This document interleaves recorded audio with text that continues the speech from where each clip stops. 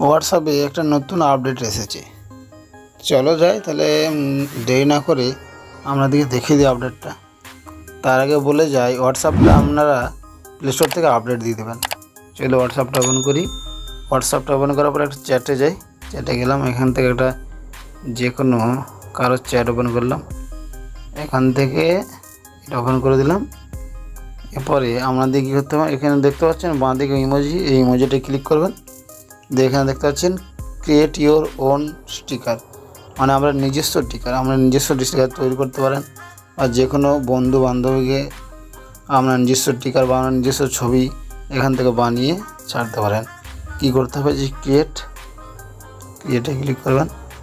এখান থেকে একটা যে কোনো আপনার নিয়ে নেবেন। আমি এখান থেকে একটা নিয়ে নিচ্ছি।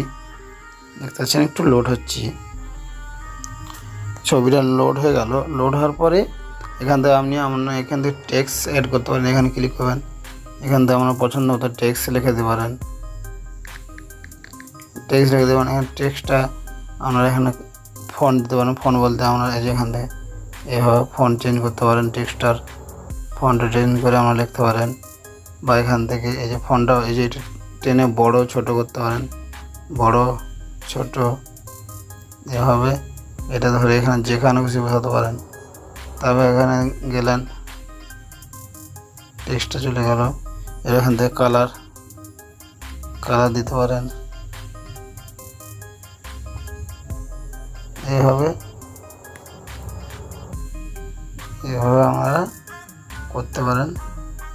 তারপর এখান থেকে এখানে গেলেন, এখানে আরও যে ইমোজি সেট আছে এগুলোর সাথে অ্যাড করতে পারেন।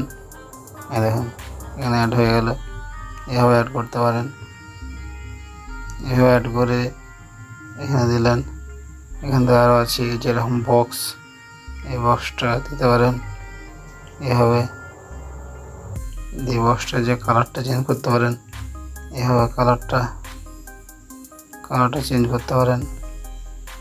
কালার চেঞ্জ করে এবার করে আপনি এখান থেকে ক্লিক করলে এভাবে ওইখানে চলে আসবে। তাহলে বুঝতে পারলেন কীভাবে করতে হয়। তাহলে এইভাবে করলে আপনার বন্ধু আজকেও ভালো আপনার একটা ইমোজি দিতে পারেন বা ছবি পিক করে দিতে পারেন। তাহলে ভিডিওটি ভালো লাগে লাইক শেয়ার কমেন্ট করে যাবেন এবং চ্যানেলটি সাবস্ক্রাইব করে দেবেন। দেখা হচ্ছে নেক্সট ভিডিওতে।